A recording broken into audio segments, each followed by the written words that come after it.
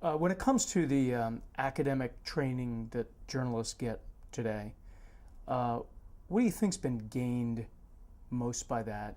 And contrast that with if you think we're losing anything these days in the academic training they're receiving.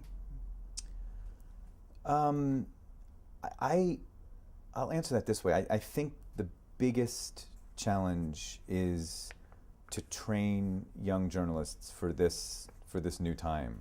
Uh, you can't expect to get a job in a newspaper coming out of college or out of a journalism school. Uh, but there are a lot of other opportunities out there in online media. I mean, we have a social media editor. I mean, there are jobs in journalism that never existed 10, 15 years ago.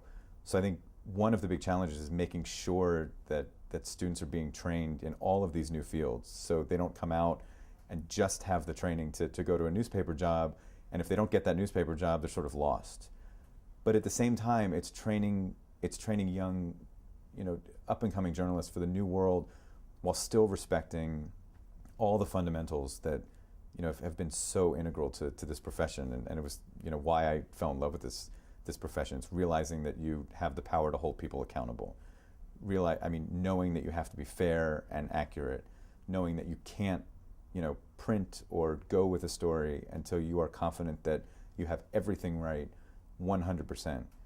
And those fundamentals are no less important today than they were 10, 15, 20 years ago. And the temptation, to send a tweet, because you're sitting there on your iPhone, as a journalist, it's huge. It's really tempting to say, well, I have this observation about this, and I'm going to send it out.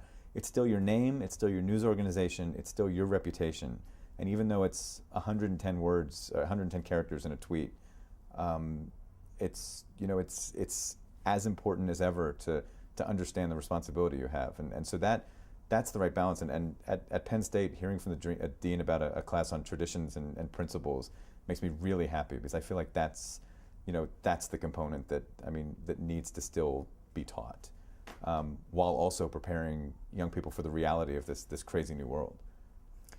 And I think we'll talk a little bit more about social media as we go on here and the ethics part of it. As you probably know by now, at Penn State we require our journalism students to take an ethics class. How did young reporters develop their ethics awareness in the days before such formal training? It was in many ways, and I took sort of a different route because I didn't go to journalism school, and I went to a university that didn't have a journalism program. So it was really taught, as I went along. I can remember moments when Dennis Schmidt, my high school teacher, and telling me that we couldn't go with this story about IDs until we asked the administration, for a response.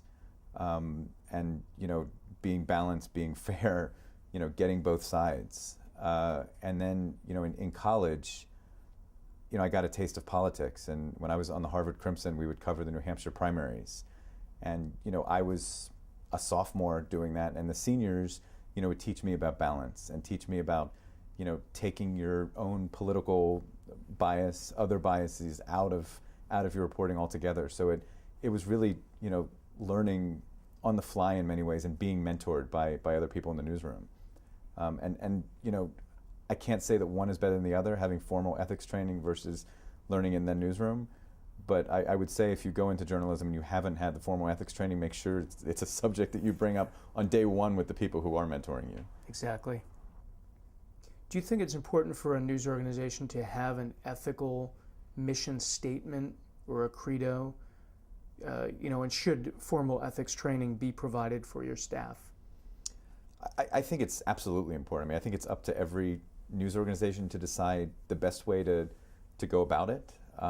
But we have people at NPR who are paying close attention to ethics. We have an entire ethical handbook that's been updated over the last few years. Every time a question comes up, our top editors will send a note out, kind of saying, whenever this question comes up, this is how we believe, it should be handled. So I think the more ethics training, the better, as far as I'm concerned. But it has to be. I think it both has to be philosophy, And also, I mean, as much as having a handbook, I think learning case by case is really important as well, because you see how those standards are applied, to real stories. Sure.